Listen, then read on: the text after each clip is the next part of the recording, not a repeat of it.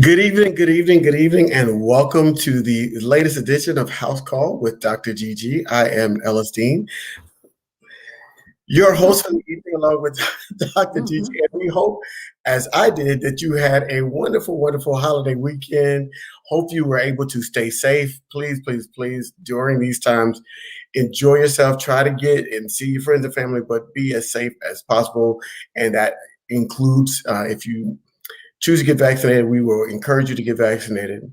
But we just hope you had a wonderful, wonderful weekend. And we're excited about tonight's program because we have Pastor Deborah Webb with us, and she's going to share her tale about her book that she had coming out. It's called Dark Shadows, and it's her battle with COVID. And so I think a lot of times we ask these questions about, we just talk about COVID as it's this arbitrary illness, and then but we really want bringing Pastor Webb, and she wrote her book to give you the full experience. And so we're going to really talk with her tonight and really kind of give you the information that you need. So if you haven't gotten vaccinated yet, then maybe this will help you make that decision. Or if you are choosing not to get vaccinated, that you will listen to this cautionary tale and make sure that you're doing everything you need to do to stay safe and not catch this debilitating illness. And so as it is, we got to have a few instructions. So we want you to let us know where you're watching from. So always put that on in the comments to let us know where you're watching from. We like to see people from all over the country, all over the world, really. Also, if there's somebody that you know that needs to watch this program, please tag a friend, share it with your friends. And if you have any questions, also put those in the comments. We are here to educate, we're here to inform, and we're also here to answer your questions. So I think I've done all the particulars, Dr. Gigi. As you know, welcome, and it's always good to see you. How are you this evening? I'm fine, Mr. Ellis. Great to see you too. I tell you, those 3-day weekends can't come often enough. But it's like you pay for it kind of coming and going because you're looking forward to it, right? And Yep. then the whole week is compressed in 4 days. So, but I'll take it anytime. I'll take it anytime. It's been beautiful here in DC. The weather's been great, and you can feel that kick in the air that tells you fall is coming. It's kind of cooler, and the nights are getting, sunset is coming sooner. So I love fall. Fall is one of my favorite times of the year. Oh, So it's my favorite season by far. yeah, it's so beautiful. Yeah. And growing up in Michigan, we had so many beautiful colors, and of course the apples in Michigan. Here in DC, they're also just gorgeous, gorgeous colors. But I did want to sort of give a little bit of an update, and we do have a lot of people from Grand Rapids, Michigan. Hey, Miss Trina. I grew up in East Lansing and went to school in Ann Arbor. I do want to, though, get serious for a moment Mhm. because I actually have been taking care of COVID patients again in the Oh, wow. hospital. Things are really kicking up, and I just want to mention to everybody who has been vaccinated, you should really count out 8 months after your last vaccine so that you Mhm. can get a booster or the third dose. And there's been so much confusion about, gosh, we feel like we're being told one thing and another thing. But I do want to say something. I do want to say that we should think about this like a hurricane. When they cover the weather and the storm, they say this is a changing and developing story. Stay tuned for updates. I think we should think about it that way.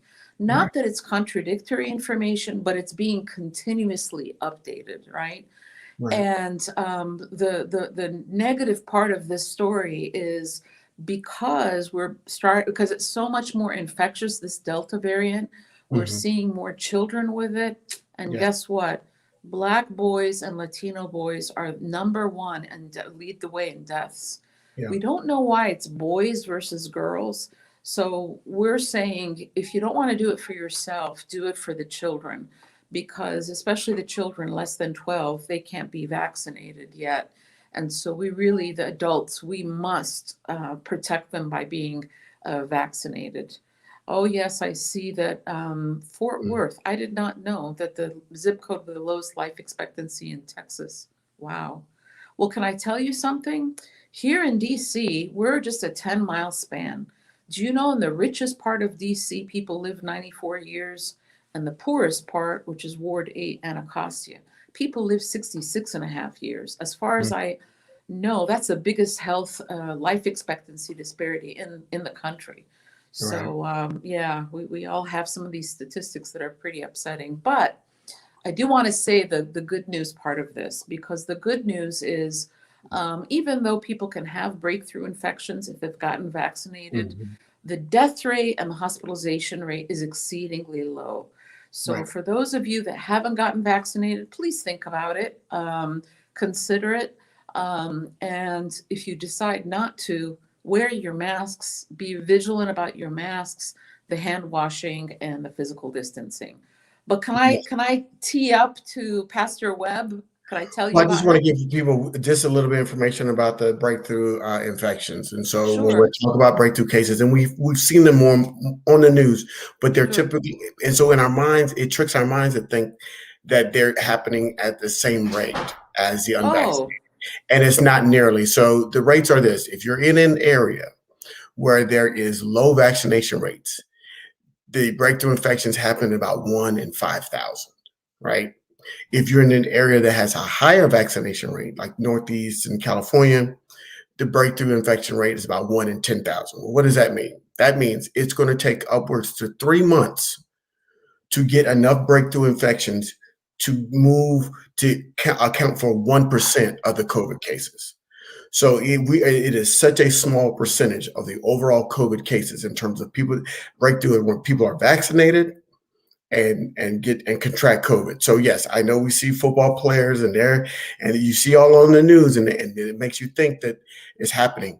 And also the last statistic, and we're going to get to our wonderful guest, is that if people could have the same viral load as a breakthrough case and as somebody that's unvaccinated, the person that's unvaccinated is 29 times more likely to be hospitalized than somebody that is vaccinated. So it's really the symptoms have been reported as mild, flu-like, and they're staying home, whereas the people that are unvaccinated are going to the hospital. So those are how you should weigh your going decision. going to the hospital and dying. I think I Yeah, shared the last time that one of my good girlfriends, who's a pediatrician, called me about the dad of one of her 10-year-old patients, and he was being taken by ambulance to the hospital. Said, "Would you look out for him?" And I did. He came in Thursday, and he was dead on Tuesday. Leaves behind a 10-year-old and a wife, and that's it.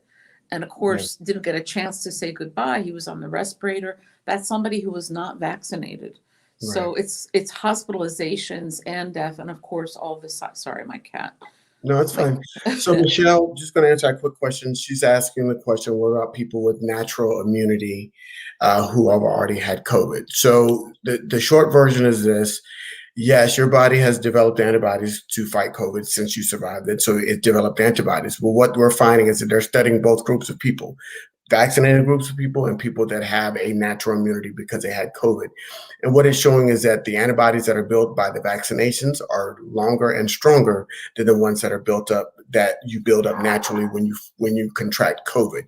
Both groups can contract COVID, so it's not a protection or shield against contracting COVID, especially with this Delta variant. But the people that have been vaccinated are showing to have a longer and stronger antibody built up than people that have caught COVID. So that's That's right. the facts. And so the way that I think about it too, Mr. Ellis, I mean, so what if you've got longer and stronger, right? What's more Mhm. important that you don't end up in the hospital or die. To me, Right. that's kind of the bottom line. And so, yeah, people who've had COVID are not at the same risk as people who are unvaccinated. But why don't you take your risk down to near zero, right? By getting Right. vaccinated. So All right. Jeffrey, absolutely, we're going to talk about people. He's asking us to talk about people who have recovered from COVID. Well, that's what we're here tonight to talk about. That's it. We're going to bring on our He's guest a tonight. plant. He's a plant, right? He's right here, and he is leading us So, into our guest. So, Dr. Gigi, tell us who we're talking so to I tonight. just want to tell you, Pastor Webb is one of my favorite human beings on planet Earth. And you know that there are billions, but I love Pastor Webb. Pastor Webb and I met, I want to say probably 7 years ago now, the Rodham Institute, which is dedicated to health equity, we were doing actually a session on HIV, and then we did one on mental health. And that's where I first met her. And you'll see that she just is an incredible human being and just a source of light. She really is. She actually is at the Temple of Praise Baptist Church, which is in Ward 8. And they have about 10,000 congregants. And Bishop Staples is just an incredibly inspiring human being. Can I just brag on the Temple of Praise for a second? Because, we always hear negative stories about what's happening with COVID, but Temple of Praise, they basically work with other churches. They have delivered, I want to say, and Pastor Webb can correct me, I think last count was 1.5 million meals since COVID began. And they are just incredible. They are all about treating people holistically and taking care of them. And I just can't say enough good things about Pastor Webb, because she, to me, embodies, people talk, some people who claim that they're religious talk, but Pastor Webb embodies the spirit of what it means, I believe, to be a good Christian or good, whatever religion. I happen to be Muslim, but to me, she not only talks the talk, she embodies and walks the walk. So I could go on for a long time, but. We've built her up, and I talked to her just briefly before we came on air, and she is a wonderful, wonderful person. So we've had our experience, and we want you to have the same experience as we did. And welcome our guest, Pastor Deborah Webb. How are you doing? I'm doing well. Thank you all so much. You touched my heart. My twin, she started and she's going to have me crying talking about me. And Mr. Dean, is such a pleasure to meet you, of course. But I'm doing well, thank God. All things considered, I'm coming along. And I heard that you said someone wants to talk to someone. And so as Dr. Gigi said, that was a great segue for me, right? Because, it's really interesting, Mr. Dean, because many people are saying to me, how did you write a book so quickly? How did you get it done so quickly? When you were in the hospital for most of the month of January, then I had to come home and quarantine for 2 more weeks. But when I was in the hospital, the Lord spoke to me and he told me, I want you to write a book because I want you to share with people firsthand, and that will help some people make a decision, but also to bless families who, felt so badly that they couldn't be there with their family members. As a gentleman, Dr. Gigi alluded to earlier, when your family can't be there. Mr. Dean, and of course, my love, Dr. Gigi, I always say this, and she will say differently, but God uses people. God uses physicians. God used Luke in the Bible. Dr. Luke was an actual physician. And so God used her because I was hospitalized twice, Mr. Ellis, twice for COVID. I was hospitalized twice. Now, my first time, I had what they considered moderate COVID. I had bad headaches. I had a fever of 104. I had a lot of pain. My beloved Dr. Gigi, I was talking and texting her back and forth. And so I was in the hospital for 4 days. They treat you symptomatically. That's what they told me when I went in. We just treat your symptoms, whatever symptoms you have. So, of course, they treated my pain, my headache, and my oxygen level was somewhere around in the 80s, the low 80s. So, of course, they gave me supplemental oxygen. After 4 days, they said my markers and my numbers were still looking pretty good, so they would send me home. But the one thing I paid close attention to was when the physician told me, she said, now, we don't promise you're going to get any better because, unfortunately, some people, after being hospitalized, taken care of, getting steroids and all of the medicine that they give, they get worse. And for me, Mr. Ellis, that was my story. Oh, wow. So I chronicled my story in my book, Dark Shadows, because it was a dark shadow, the shadow of death. The only thing I would always say when I was there, I would continue to rehearse the 23rd Psalm in my mind. Yea, though I walk through the valley, it's a walk, Mr. Dean. I wanted to run out of the valley, but I couldn't run. So Yes, ma'am. Yes, ma'am. it was a long walk. And, I mean, I've been in medicine for many, many years. My lifelong aspiration was to become a physician. So, but, life happened and it didn't happen like that. But, I still went to school and I studied nursing. And so I always knew the body, anatomy and physiology. I knew all of that. And one thing about me, Mr. Ellis, I'm an advocate for my own body. I know what goes on in my body. And if my body doesn't feel right, I know something is wrong. And so in the interim of that week of me being released the first time, I got worse. And I put it in the book. My systems were failing. I couldn't walk around my place. I was crawling. At one point, I fell out. It was just a horrific experience. And I was going back and forth with my beloved Dr. Gigi, and she was telling me things to do. And she said, look, you don't get any better. You go back out there. Go back to the hospital. And I got to the point where that last day I got up and I crawled to my bathroom, which was about 10, 15 feet from my bed, because I literally had no breath. I had no oxygen. That by the time I arrived to the bathroom, I had to hold onto the counter and just try to stand. And I looked up in the mirror and I saw death, because I've also worked for the last 12 years as a professional chaplain in a level 1 trauma center. I've seen much death. I walked in many cold rooms and having to encourage many families. But I saw death on myself. My eyes were sunken in my head. I had lost about 12 pounds in 10 days. Before it was all over, I had lost a total of 25 pounds. I did not have an appetite. Let's not talking about losing the sense of smell. I had no appetite. I've never prayed in my life for hunger. I've never prayed in my life to feel hunger. Right. But COVID-19, I had to pray, Miss Ellis, to get hunger back. I never felt hunger. And so I would eat just one Jell-O a day, just trying to do something. But I was so sick. And so when I called the ambulance again, the ambulance came, and when she took my oxygen level, she said to the gentleman, she said she's 70 and rapidly dropping. And so they said, oh my goodness, let's hurry up and get her in the ambulance. Let's get some oxygen on her.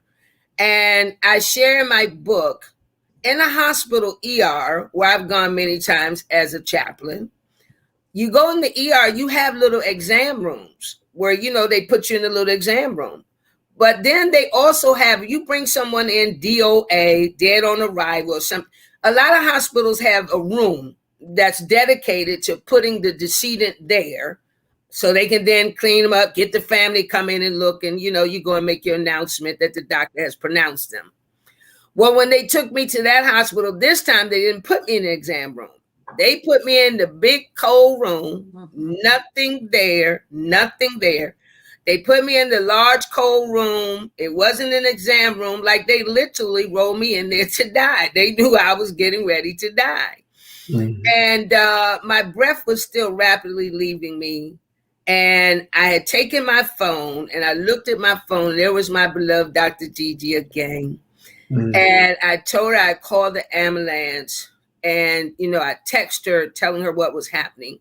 And she said to me, oh, no, we got to get you right away because you are not going to survive. We got to move you. And she was so instrumental in doing that even when I was in that room, they took their time even coming and giving me supplemental oxygen. The oxygen that the ambulance had put on me, they left me in that room for the hospital to then take over. They came in maybe 20, 30 minutes, 25 minutes later. I guess they said, now, okay, she in there. She's still not dead. So let's go and try to run an IV or do something. And then that's when they finally came in and ran an IV and said that they were taking me to get an x-ray and an MRI. And I was so extremely weak. And, this severe COVID, Mr. Dean, I want to say this, and parenthetically, I want to say this, that when it escalates from one stage to the other. Mm-hmm. That thing grabs you so quick. I mean, it's just like, where did it come from? It's like a sledgehammer, boom, just all of a sudden hits you. You know, I go from moderate to severe, that it's like something is squeezing the air out of my lungs. And I just had no recourse. And to tell you honest truth, and some of these things I put in the book, but I laid there and I told God, well, God, you know, I'm a woman of faith, but if it's my time, I'll just lay here and go to sleep and just sleep on you, because I have no recourse. I have no fight. I have no strength. I have no oxygen. What can I do? Mm-hmm. And so they rolled me back there and brought me back. And when they did, then my diagnosis was bilateral multilobar COVID pneumonia. And the doctor told me all the lobes of your lungs are filled with COVID. And we don't know. We don't know. We don't know if you'll survive it. We don't know. But in the meantime, I tell you, Mr. Dean, I'm going to try not to get what we call church happy on here. Go ahead. Go ahead. In the meantime, I tell you, God always have people who will advocate for you. Mm-hmm. My beloved Dr. Gigi was advocating for me, and I didn't even know it, because the physician came in maybe 20 minutes later, and he says, you know somebody from GW, like he was insulted. I said, yes, you know, with the wind that I had. Right. And so he says, well, that doctor called here and said, you want to be moved. Is that correct? I said, yes. Yes. Right. And that was in the ER. Well, later on, they took me to an actual room upstairs on the COVID floor. And the COVID physician came in, who was a pulmonologist. He was a lung doctor. And so he says, well, I want to ask you something, Miss Webb. I understand you got a sister who's a physician and you want to be moved. Now, would you like for us to treat you, or you like for your sister? Mr. Dean, that was a no-brainer. I might have been near death, but that was a no-brainer. So I said to him, you know, with the little breath I had, said, my sister. He said, what you say? I said, my sister. And he said, okay, well, you know, they're going to come and pick you up. And I said, okay. And I tell you, Mr. Dean, God used her as an instrument to save my life, because by the time I got to GW, I was almost gone. So much so that the head nurse, I call her my mother hen, she was so frantic. And she called and she said, get the oxygen, because they put me on a high flow nasal cannula. Mm-hmm. And I asked God, please, I don't want to go on the ventilator. I do not want to be on the ventilator. And they put me, the respiratory therapist came in, and they immediately began treating me and this whole team of people. And my oxygen level was still dropping. Mm. So she went out. She said, oh, no. Call respiratory therapy. Call him back. Her oxygen is still dropping. I don't like that. Get him. And they came back in, and they put me on the highest volume and the highest amount that you could get. And I stayed on that for 10 days.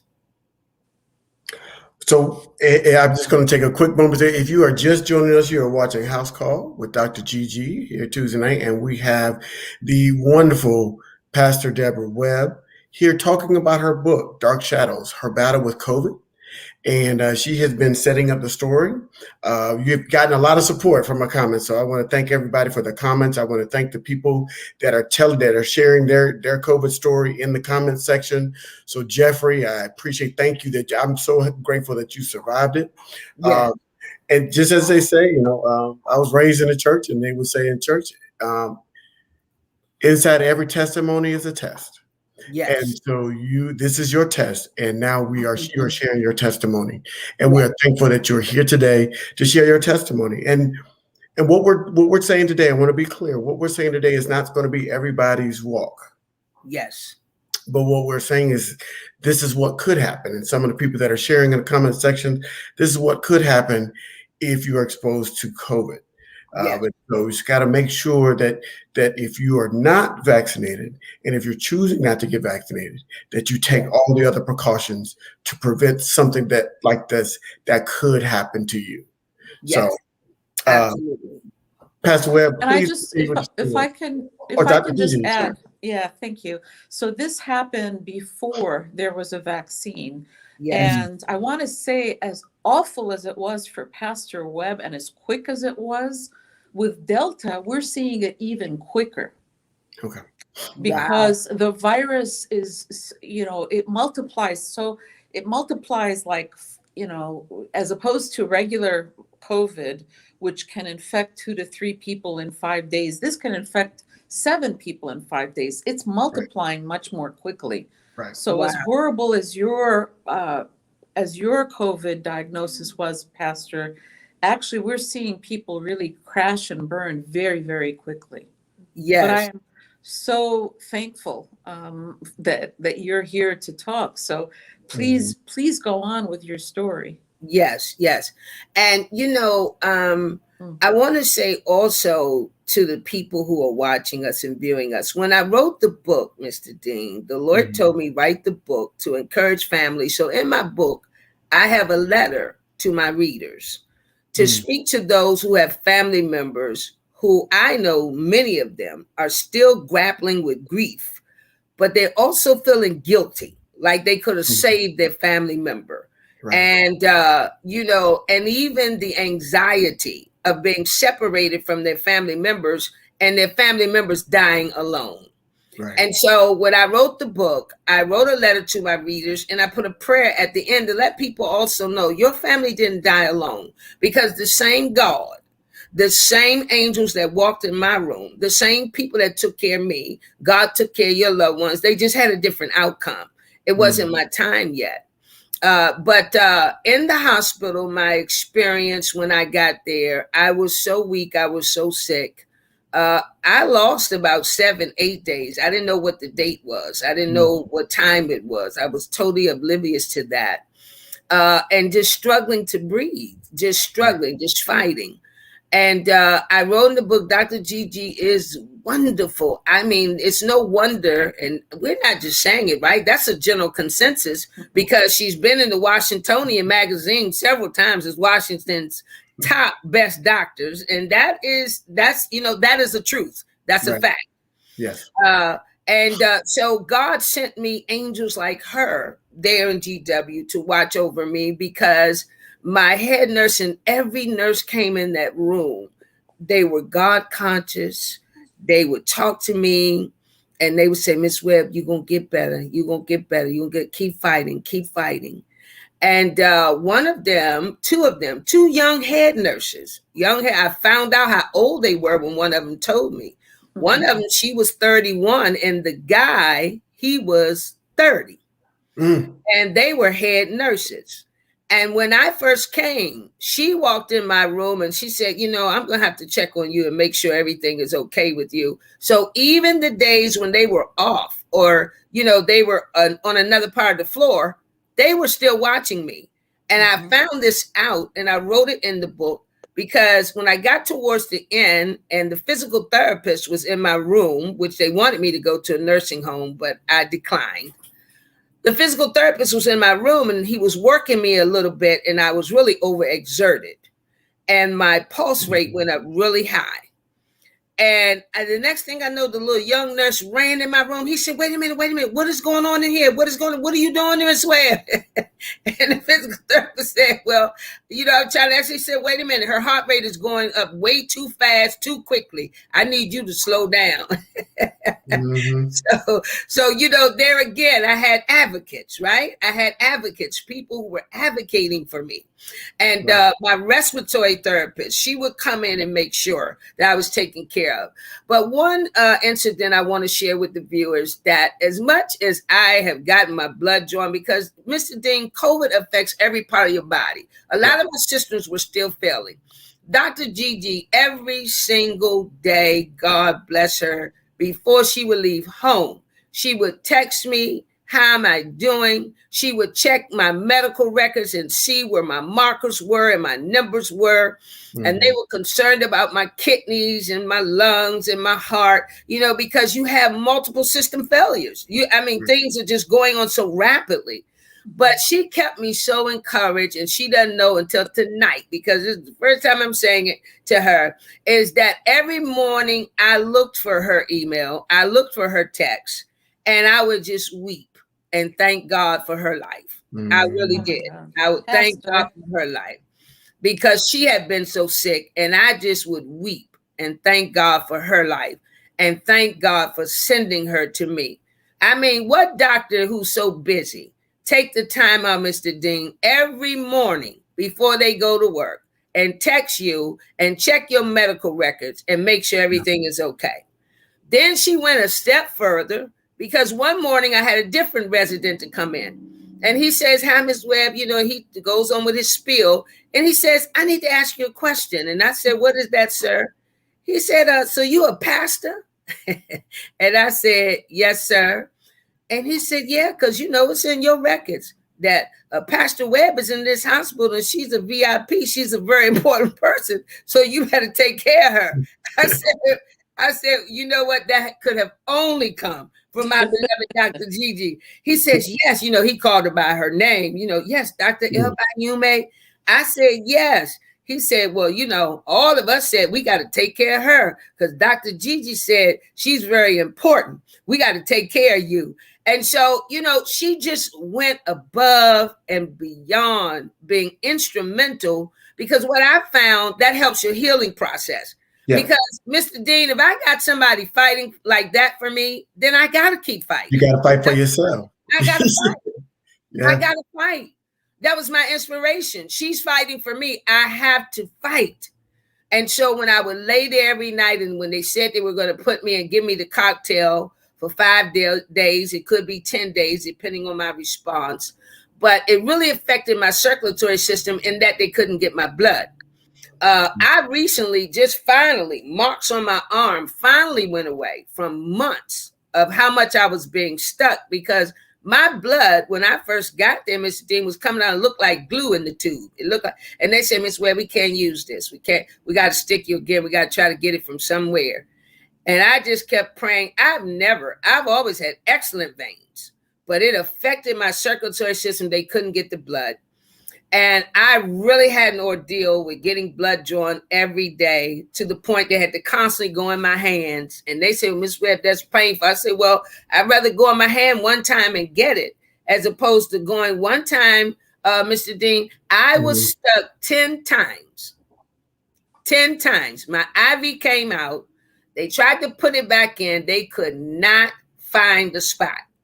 Oh. They went, and I later found out she was the nursing director who taught students.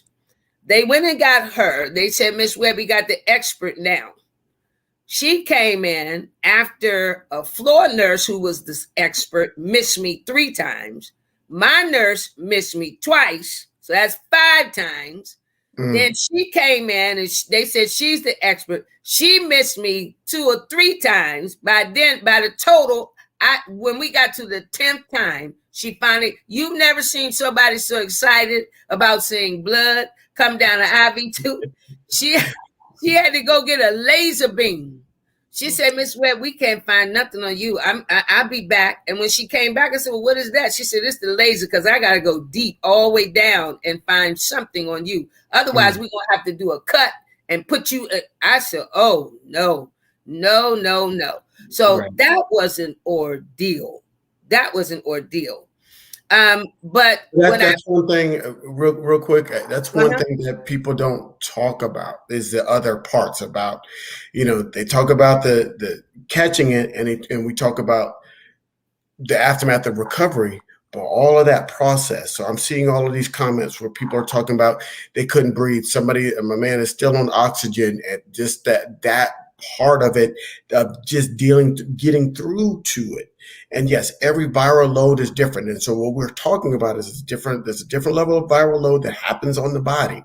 And there's some research that suggests that COVID is a vascular illness and not just a respiratory illness. And so when I say vascular, that means it's going to affect multiple symptoms in the body because it goes through all your blood vessels and things of that nature. So it's finding little spots to corrupt. So if it doesn't corrupt the lungs, it can corrupt your kidneys and your liver and your stomach and all of these other areas in your body. And yes, when you can't breathe, nothing else matters. I mean, I think that's a saying. Nothing else matters. And so we really are giving oxygen level because we're trying to keep people breathing so we can deal with COVID. But just understand there is multiple symptoms that can be affected by this illness. Dr. Gigi. Well, I would also add, imagine Pastor Webb's family not being able to see her and to basically text her because she was just so weak, couldn't really talk. You know how it is when you don't see a loved one, things, you're just more anxious and you get more worried. Right. So that's another aspect. And I actually, Pastor, I wanted to ask you sort of about your mental health, not just during, but sort of the aftermath. Do you get flashbacks? Yes, I'm glad you brought that up, Dr. Gigi. And, I'm so grateful for your show here. I'm grateful for blackdoctors.org because we need to disseminate the information because there really is a cultural bias in treatment of COVID. It really is. And especially when you talk about pain symptoms, because I've been going to the post-COVID clinic because I still have a lot of lingering symptoms. When I went in to see the physician who doesn't look like me, he told me he doesn't write prescriptions for pain. I said, well, I thought you were a physician and you have a license to distribute medication, and whatever medication you distribute is for your patients. So we began to talk, and I fell into even more of an anxious state and a state of despondency that if I was not one who know how to pray, I would be in a state of deep depression by now. Because I said to him, and then he wanted to immediately allude to my BMI. And so I said to him, I said, well, let me get this straight, doctor. Are you saying that I'm having still brain fog? I was getting speech therapy, physical therapy. I have an appointment for a neuropsychologist because of neurological symptoms I still have.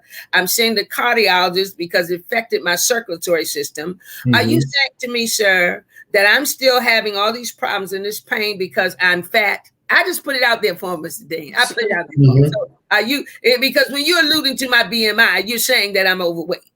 Right. And I said to him, I said, sir, even when I lost a lot of weight immediately and then gained some of it back, but I know my body. I had none of these symptoms before I contracted COVID. So I said to him, in relation to what Dr. Gigi just asked me, I said to him, do you know how depressing it is?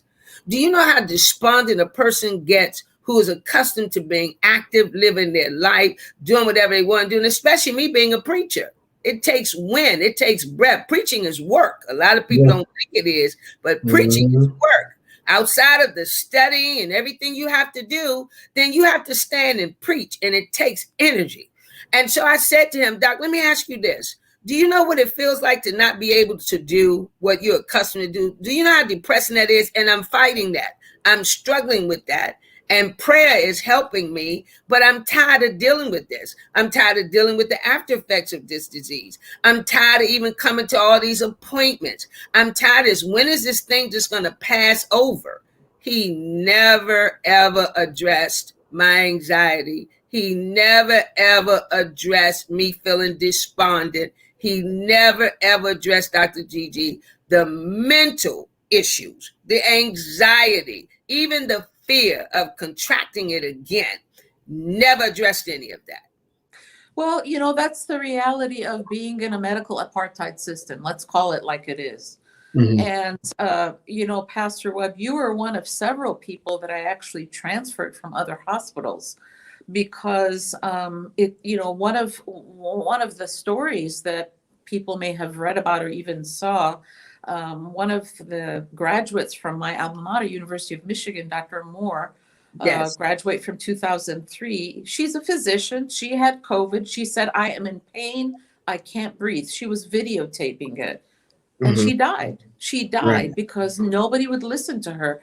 So the thing about, being Black in America or a minority in general, but especially being African American with any life-threatening illness, acute or chronic, it's like you have to do battle. And that's why it's so important, as you alluded to, clinicians of color make a difference. They make a difference in Absolutely. outcome because you are Absolutely. being listened to. You're not being Right. listened to in the same way. No, ma'am. But what I wanted to also talk to you about, because you had told me this prior, sort of the toll of COVID, even with people who've not had it, on mental health. You had shared with me that you're now beginning to call ambulances to the church because people are just having such a difficult time emotionally, mentally. Can you Mhm. share more about that?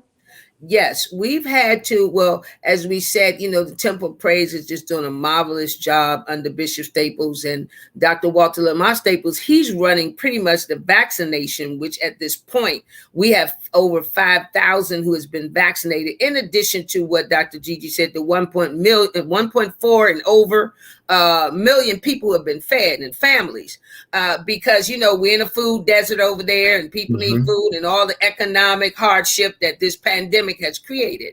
But we found that in the church, when you get people who come into church and they're really having, because I work in a mental hospital, I work there, so I know when people are decompensating, I know what's going on. It's not a Mhm. spiritual thing. They need some physical help. They need some medical intervention.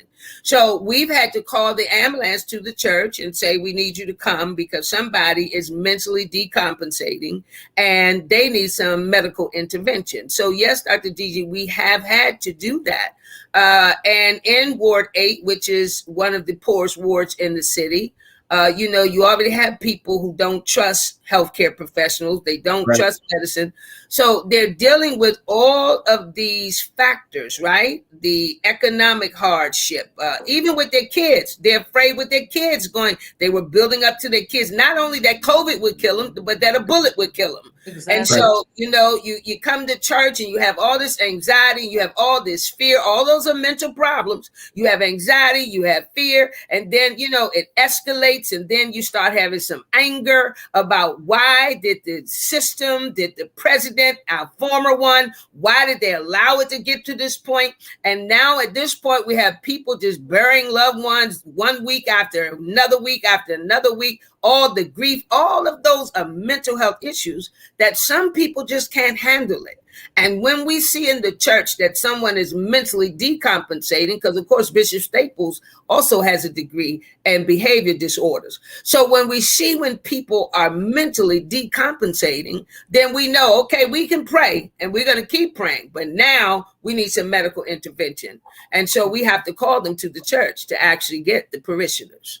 I'm going to say one quick thing because we've got a viewer that I guess is just being introduced to blackdoctor.org, and I'm just going to say that because Tariq Tyler, you obviously don't watch enough with blackdoctor.org because we're here. We talk about other medical conditions. Our whole website is dedicated to getting culturally relevant medical information to Black and brown people. It's not all about COVID. Tonight is about COVID. But let me tell you something. For the past 4 weeks, every Tuesday, I have been here doing a program on medical conditions that disproportionately affect Black and brown people. Mhm. So I've done hypertension. I did diabetes last week. I did asthma and COPD. We did cholesterol. We're doing prostate cancer. This is Prostate Cancer Awareness Month. And so we are talking about not just one condition, one illness that's affecting Black people. We're talking about them all. We're trying to teach and educate Black people to be their own best health advocate so they Absolutely. know what their numbers are and what their numbers should be. We try to give people the information to be off medication if they can get off medication. So if you're pre-diabetic, there's 88 million adults in this country right now that are pre-diabetic. If you're pre-diabetic, you can change your diet and exercise to lower your blood sugar level so you don't have to get on diabetic medications. If you have hypertension, we told you about foods you can eat to lower your blood. So we're not just here. Yes, tonight's program is dedicated to talking. And Dr. Webb, I'm sorry. I mean, Pastor Webb, I didn't mean to jump on you, but I just No, it's okay. get frustrated when people say, well, why aren't we talking about that? We are talking about it.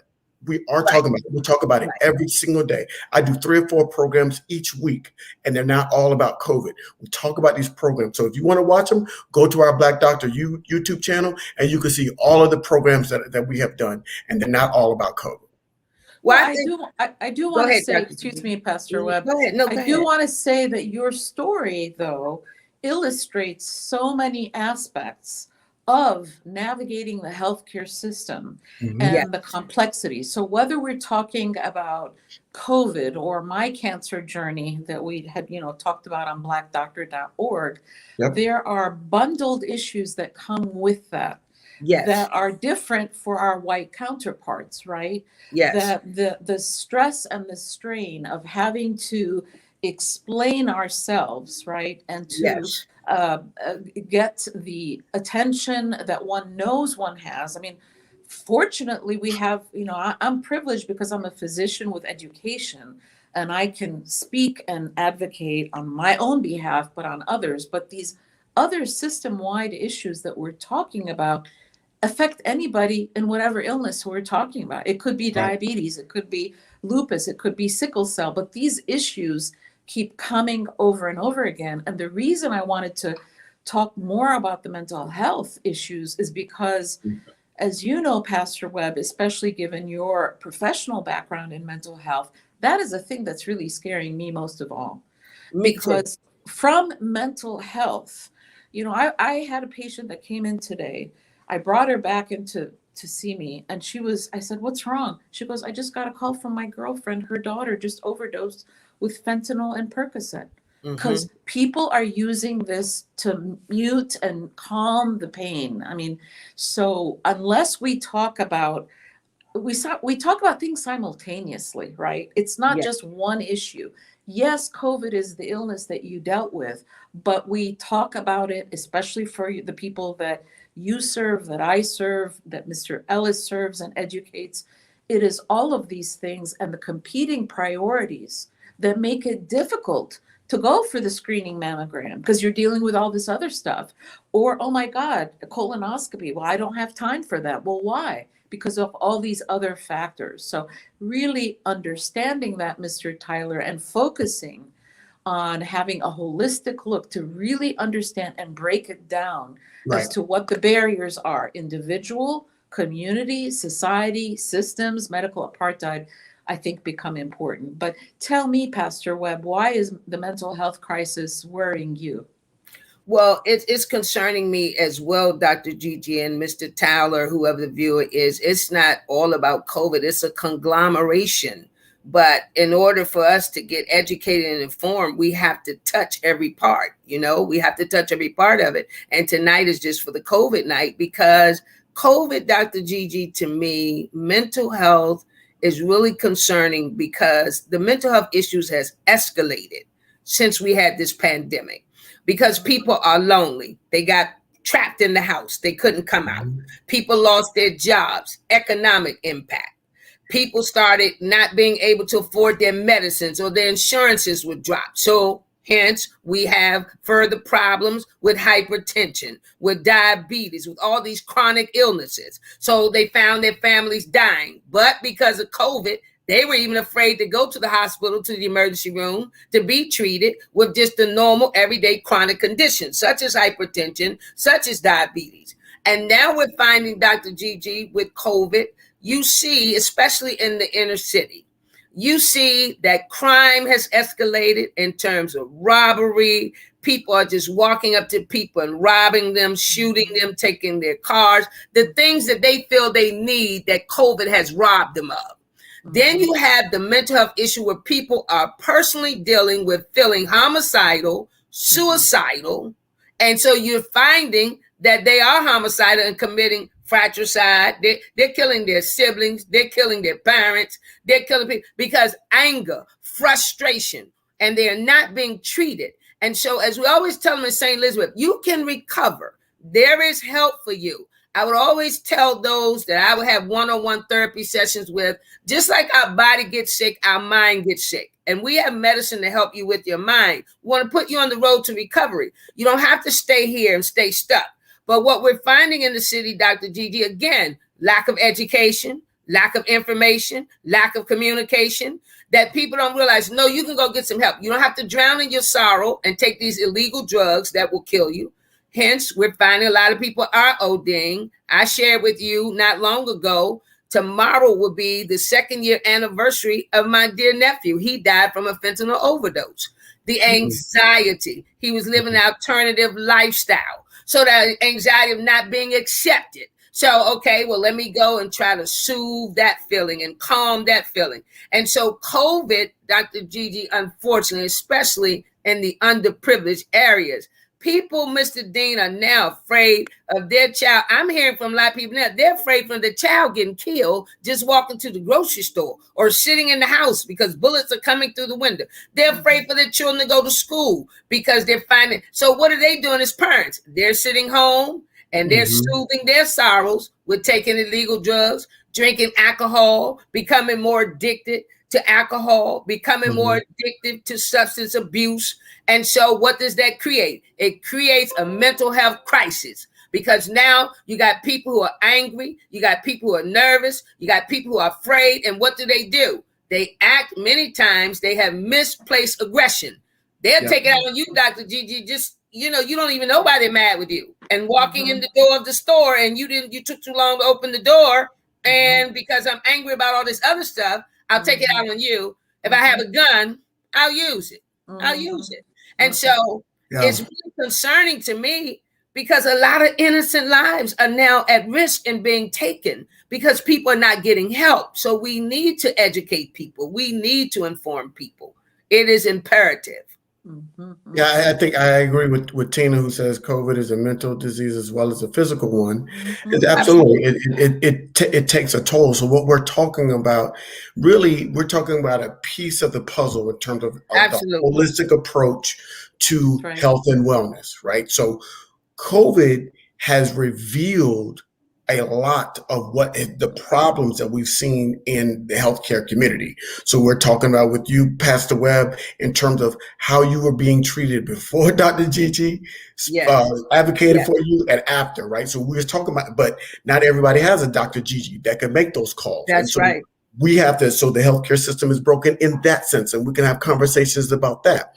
We can talk about food deserts and the social determinants of health that happen, that impact disproportionately Black and brown people all over this country, not having access to good fresh foods and water and gyms and all those things and fresh air because we're living by power lines and living by highways and we're living near the airport and all this pollution that we live, our communities are around, we live by it, and so it affects our health. We need to talk about how we got more people on diabetes and hypertension and disproportionately have amputations. So all of these things are part of the whole healthcare system, and how we are treated by the mental health community and how we treat mental health as a community and how we are treated by mental health professionals when we actually go out and seek health, and how we're using substances and things like that to treat, to soothe ourselves. And so all of it's part of the system that we've got to work. It's not just COVID. Well, I just want to speak a little bit about the Temple of Praise,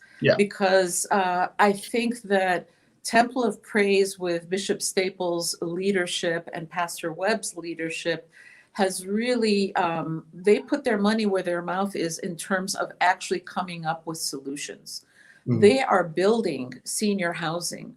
They're bringing the ability for people to take courses, university courses on site.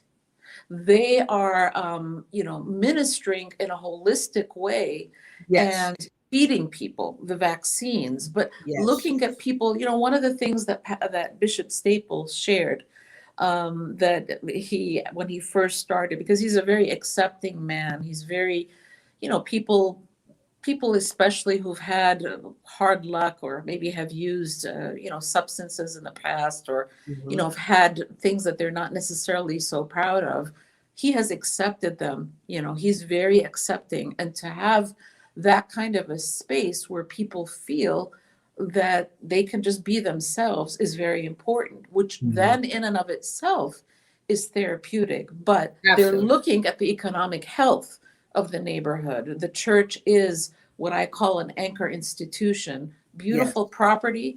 They have the vision. He has the vision of creating a community center that's intergenerational. So I want to talk about some of these solutions because it is very easy to get discouraged, but I think also pivoting to what is being done, what has worked. Pastor, would Yes. you like to share Yes. some of the other things? Yes, and as you've already alluded to, Dr. Gigi, of course, everyone that knows Bishop Staples and Pastor Walter Lamar know that Bishop Staples, the 30 years, he just celebrated 30 years there. He went in Southeast when nobody wanted to come because the death rate was so high. But he is an advocate of education because he's an educator. So he always pushed to improve your life. We want to educate you. But let's look at the reality of the situation. We're not getting the grants. We're not getting the funding. We're not getting the money. We're not getting the infrastructure that we need. So consequently, a lot of things he did, he had to do out of the church budget or try to find other ways to do things. Now, he also used to own transitional homes where he would have people who were transitioning from homelessness to self-sufficiency. And so we do really have, Dr. Gigi, a holistic approach. The temple is a holistic ministry. It's not just about preaching to you in the word of God, but to help you become educated, to change your life, to get some degrees, to go out there and then help impact your community, to give back. And so that's the wonderful thing about the Temple of Praise. Just recently, the temple had 700 at 700 because the address is 700 Southern Avenue. Now, Pastor Walter Lamar headed that up, where he asked people to bring and donate backpacks and shoes. They had over 700 pair of tennis shoes, over 700 backpacks, because when you're dealing, Mr. Dean, with people who have been marginalized, we don't have time to get into, well, why you don't have money, why you don't work here, because the fact of the matter is, even people who are educated, as we know, you can be educated and still don't get the job. So, we want to help you that you can certainly present yourself better. But we cannot just assume because people don't have a job that people don't want to work. We can't just assume people are uneducated. You can't do that because, unfortunately, again, we suffer with some biases in certain arenas that we go into. And so the temple addresses all of that. The thing that I love that's beautiful about the temple, that they have, Bishop Staples have never closed that church. Mr. Dean, if they have 15 inches of snow, he will not close. And you know what he said? He said, because I have a lot of parishioners who can walk the church. And so I'm going to keep the house of God open that they can walk the church and still serve God. Everybody else can watch us on streaming. So that's why people love the church. They love his leadership. They love Pastor Staples' leadership because they are people persons. They're touching the infirmities. That's Jesus. Jesus came as a thing to touch the infirmities. He didn't have a problem being around commoners, the people who were uneducated, the people who were impoverished, the people who were marginalized and minimalized. Those were the people that Jesus touched. And that's the temple's motto. Let's touch the people that other people don't want to touch, because we do believe that lives can change. And we've seen that in massive numbers. And so we're praying for Bishop Staples to get the funding from the government that he needs. Because I'm telling you the truth, when I look at the bridge and all this stuff, and me growing up in Southwest Washington, D.C., how everything has changed, we got some funds somewhere. So let's put some funds in the community that's really doing the work and give them the money to go out there and make a difference and build this multi-generational building and build these innovative things that Bishop wants to do to help change Ward 8 and help change that community and ultimately helping to change people's lives.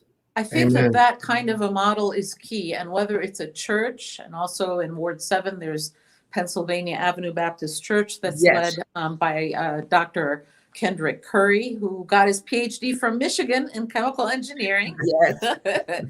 But no matter, and then there is, of course, Ms. Cora Berry, the former First Lady of Washington, and the Southeast Tennyson Learning Center. So yes, faith is one thing, but what I call all of these places, they're anchor institutions because they're embedded in the community. They are really whether it's religious ministering or ministering in whatever way, really, first of all, treating people with dignity and respect. Absolutely. Looking at people as whole human beings. Absolutely. You know, and just looking at people in their heart. And just because somebody maybe does not have a formal education doesn't mean that they're not smart. That's Some right. of the smartest people I know don't have formal educations. Absolutely. But Just because you have a formal education doesn't mean you're smart, because I got examples of those too. Yes. Yes. So, Pastor Deborah, how can people get your book? Well, they can go to Amazon.com and look my name up, Deborah Webb, and it's there, Dark Shadows. Or they can go to my publisher page. It's Goshen Publishers. That's Goshen. Go to Goshen Publishers. I have a page there. You click on my page and you can order your book right there. And Mr. Dean, I am proud to say I have gotten numerous calls from people who purchased my book who were not vaccinated, called or text me that I knew personally and said, I changed my mind. I'm getting my vaccine this week. That is the greatest blessing. Yeah. That is the greatest blessing. So pick up a copy of the book. Go to Amazon.com or go to Goshen Publishers. And the name of the book is Dark Shadows. Dark Shadows, my COVID-19 experience. That's the cover of it right there. Dark Shadows, my COVID-19 experience. Everyone is telling me they're enjoying reading it. So it's a great read. It's an easy read. And I want to get it into the hands of people who are still on the fence about being vaccinated. Because when they read all that I went through, you don't want to do that. And still struggling with it, who wants to do that? I'll be so glad when I get over all this stuff. It's just terrible. It's horrible. Yeah. So what does it feel like to be a twin, Pastor? Well, I'm a twin with one of the greatest twins in the world. So that was, we are not identical. We are fraternal, right? We're fraternal twins. So, Pastor Webb and I share the exact same birth date. We were born on the same day and everything and year. So I just love you so much, Pastor. I love you so much more. I love you so much more. And that's the honest God too. And Mr. Dean, no disrespect. We love you too, but you know, yeah, Dr. Gigi is a wonderful spirit, and she's a jewel. My mother used to tell me there are angels that walk amongst us, and I wholeheartedly believe that Dr. Gigi is one of them. Absolutely. Well, I'm amongst them right now. I agree. Thank you. I agree. She is a jewel, Mr. Dean. She has touched so many lives. You know, I want to say this quickly before we close. Last year, she and I did about 6 or 7 months of weekly series about keeping people healthy and how, you know, they could try to navigate around COVID and keeping people abreast. And then she became ill and I became ill.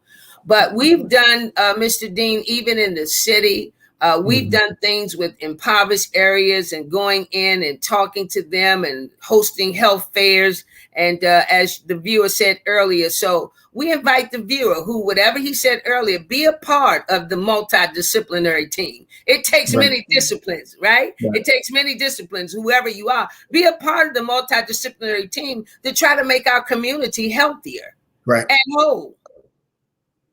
Yeah, you're right. It takes all of us, and we have to attack it from multiple levels. And this is just one of those levels. Yes. Again, COVID was an accelerant, and while it's accelerated, Black people are 2.5 more times likely to die from COVID. So we understand that, and what we're trying to do is battle that, to stop that, to slow that, and to slow the spread of this pandemic. But we're not overlooking or not focusing on the other things that are other pandemics that have been plaguing our community before COVID hit. So we understand there's a poverty pandemic. We understand there is a unemployment pandemic. We understand that there's a racism and stereotyping and discrimination pandemic affecting our community. We understand those things, and we're not just putting them off to the side and dealing with COVID. We have to deal with it all simultaneously and be able to multitask on all of them. Absolutely. Absolutely. And we have to do that because education, knowledge is power. The Bible says we perish because of lack of knowledge, so it's no need for us to continue to perish because we have many people who have the knowledge. We just have to get out there and listen. We have to be present. We have to be there to hear the knowledge that they're disseminating, and then we need to leave from their presence and act accordingly. And so, I'm just so thankful for doctors of color like Dr. Gigi, many of you professionals like you, Mr. Dean, getting information out, getting the information out to the people. I'm an advocate for health and wellness, but I'm also a great advocate for mental health. And we really got to address it. The mayor, there needs to be more money poured into some mental health intervention in the city, because, I'm not speaking negatively against her, but we need more funding. Because I said to them before, even in my former institution, St. Elizabeth's, I said, why don't you have more chaplains? Because it is a fact. It is a fact, Mr. Dean, in medicine, research has been done. Even medical schools now, they're integrating faith and teaching the physicians. It's a fact that people seem and appear to get better when you allow them to integrate their faith in their healing process. So why don't we have more chaplains? Why are we not funding hospitals that have chaplains that we can go around and talk to these people and help to mitigate some of this anxiety and fear and trepidation that people have? We need some funding. We need to budget some things to address all of these issues, because we're there on ground zero, right? We're there at ground level. We see what's affecting people. We see what's going on. And so in order to make a difference, you definitely need some funding. It's not enough to just do talking, but we need some funding. And then bring our multidisciplinary teams together. Bring our great minds together. Bring the people together. As Dr. Gigi, we came together because we wanted to start a mental health clinic in the church. And so we brought together a team. Mr. Dean, we had the psychiatrist, we had the psychologist, we had the attorney, we had the family doctor and Dr. Gigi, we got the pastor, we got the bishop. We had a multidisciplinary team. And unfortunately, it didn't materialize. But that's what we would like to do. Put a mental health clinic in some of these churches. Everything is not demonic. Sometimes people have a chemical imbalance in their brain. They need some medical intervention. God uses doctors. God has doctors who also know how to pray. We held a town hall in the church a few months back. We had 6 or 7 physicians, and we had 6 or 7 leading faith-based leaders in this Washington metropolitan area. We had some pastors who pastor some of the largest churches in the area. We had them all on a panel, and we discussed faith, healing, and COVID. But not just that, we had a cardiologist because we talked about the heart. And as I said, now, before I close also, Mr. Dean, because it affected my circulatory system, my doctor has doubled my dose of my hypertension medicine. Okay. That was directly attributed to COVID, because it affected I was doing fine on my dosage before I had COVID. After my dosage, I suffered with palpitations, all kinds of things going on in my heart. And so she upped my dose twice. She said, because you're staying too high. Your medicine you used to get is no longer effective. And so, and people want to get whole. People want to be well. People who wants to be sick, Mr. Dean? Nobody wants to be sick. Nobody. People want to be whole. But I do think, Pastor Webb, that in our society and certainly in the healthcare system, mental health is separated from physical health. It is. But it's one system. And so if we were thinking in a holistic manner, not only would there be, people can get therapy or whatever that they may need, and it's paid. Right now, you can't find therapists that will take insurance, for example. Right. I think the other thing that you mentioned about having a trusted leader, such as the church or another community leader who has a mental health facility embedded within their anchor institution, helps to decrease the stigma. I mean, it is so powerful to hear you as a pastor speak and kind of dispel some of the myths that people might have about religion and mental health. Because we hear people say, well, just pray it away, etc. But how powerful would it be to have mental health clinics right there in the church, or prenatal clinics right there in the church, or all of these other, and that's, I know, the vision of Bishop Staples, of Yes. Dr. Reverend Kendrick Curry, because it's really about recreating a community where the autonomy belongs to the community. Right. And so the reliance is not always you have to go 3 bus stops to get whatever. No, everything is right there. And Absolutely. education is the key, because to run those clinics, you want people from the community to have that education and that can really serve their neighbors and their families and their community. Absolutely. And because, Dr. Gigi, a lot of times they are your greatest interventionists. Because Yes, when ma'am. they can see their community, they can see their neighbor coming in and look like something is going on, that they're not right. They're your greatest interventionists, because they can get on the phone and say, look, you all need to get here. Something is going on. Something is Exactly. So we want to educate the people. We want to educate the Mhm. people that we all are here to care for one another. I'm reminded in the scriptures, even when Jesus went to a tomb, there was a man with mental health issues. He's in the tomb. He's cutting himself. He's suicidal. He's homicidal. Jesus goes to the tomb and began to speak life into this man. And that's really what we're doing. We want to speak life into people. Whatever your life difficulties are, you can change it. We want to help you change it by educating you, by informing you, by directing you to your resources, right? Like a blackdoctor.org, like the gentleman who, whatever he said to Mr. Dean, because I didn't see what you all saw, but, BDO is a resource. Right. Rodham Institute is a resource. Yes. So use your resources. Go to your resources and look and see what they're telling you and what they're advising you to do, and follow through. And I would also say this, because especially in the Instagram world and, Snapchat, people want to present themselves in a way where everything is just fine. And I am just here to tell you, first, as a human being myself, and also from taking care of patients, people are not just fine. People, we're all struggling. And it's okay. As far as I know, there is no one human being that's perfect on this earth. No, ma'am. We all, at different times, and especially now, I will tell you, I'm calling my friends, and, it's like, really, this is rough. The other day I had a patient of mine. She calls me Dr. Girlfriend. I love her. She's about my age, and she lost her brother to COVID. And I have to tell you, she came in and she was crying. I was just holding her, and I started to cry right with her. It is hard. It is not easy. It is. And I think it's okay to just be, who we are, and just sort of not always pretend that everything is so great. Yes. Having said that, though, to also recognize the resilience that we do have.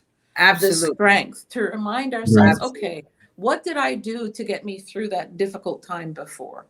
And okay, well, let me, you know what it's like? I think when people are having trouble, they're like an ostrich with its head buried in the sand. And all they do is look up and look around. It's like, oh my goodness, there are other people that can be helpful, or, to your point, Pastor Webb, resources that are available. But it's hard when you got your head buried in the sand. I would say this as we're wrapping up here with Pastor Webb. The community has to heal itself, and that's what we're here. We're talking about teaching our community, the people in the community, and providing resources there at your church to give them the resources, to provide them with the resources so that the community can heal itself. Ultimately, I would say this, that we can no longer compete with one another. In this pandemic, too many people are trying to be right. We need to complete one another. We need to give shared information. We need to be able and look and say, this is my brother. What do you need to make your life better? And then point him in a direction. If you don't have it, point him in a direction to get him what he needs, and not just be so competitive with one another, because all we've got is a community. So true, Mr. Dean. So true. So true. And it seems like modern technology, even in the church, and I can speak because that's one of my specialties in the church, so much competition. What you said is so absolutely true. Don't compete to get on to see who can get the most followers and who can get the most viewers. That's why Dr. Gigi and I work together so well. We're there for what you said, Mr. Dean, to help complete each other. She'll call me and say, well, what can I do? And I'll call her and say, well, what you want me to do? It's no Mhm. competition. Absolutely no competition. So what you said, Mr. Dean, that's so critical in this hour. It really is. It's no need to compete against each other. When you see all these grieving families, I'm telling you, being a pastor, you all know I see a lot of death, get a lot of prayer requests for people and their families. I just heard yesterday my godson was asking me, he's a mortician, to pray for a family. He just went and picked up the mother and 2 of her daughters. 3 of them died the same day, the same time from COVID. He went and picked up 3. Then I got a call yesterday to pray for another family. They picked up the mother and the son. Both of them died from COVID. All this grief. We don't have time for competition. People are grieving. People are hurting. Right. And in my book, that's why I put in there, I find a lot of people grieving and hurting because they weren't there to be with their loved ones and felt they died alone from COVID. They are still grieving. That has added to that layer of grief. Yes. It has really added to it. So I've been trying to talk people out of that and tell them, get my book, get my book. I know they didn't survive, but God sent angels to them as well. They didn't die alone. Or there was a chaplain that went in there and said something to them. They didn't die alone, because it's added, Dr. Gigi, to that level of grief. People have a lot of anxiety and they're hurting. Well, the person that I mentioned, there was a lot of guilt there. Yeah. A lot of guilt that he couldn't be saved. But Pastor Webb, you're just such an inspiration. This has been a joy in this conversation. We could go for 2 hours, but we're going. Yes, we could. Yes, for sure. Yes. That right here. We're going to re-air this tomorrow morning. So if you know somebody that needs this word or needs to hear this message, please let them know we're going to be re-airing this tomorrow morning, and it's always going to be on the Black Doctor Facebook page as well as on our YouTube channel as well. You can go back and share the link with friends and family that need to hear this, or share the link. I thank you, whomever put the link to Dr. Webb's, Pastor Webb's book in the comment section. Thank you for that, both Amazon and the other link as well. So make sure you get that book for your family, for your spiritual and mental healing. And again, thank you, Pastor Webb. This has been a pleasure. Thank you so much. Thank you so much Gigi, for having me. Gigi, you know how we do it every time we're on. Thank you so much, and thank you to all your viewers. Thank you. Thank you so much for joining us this evening, and we look forward to seeing you again soon. All right, many blessings. Thank you.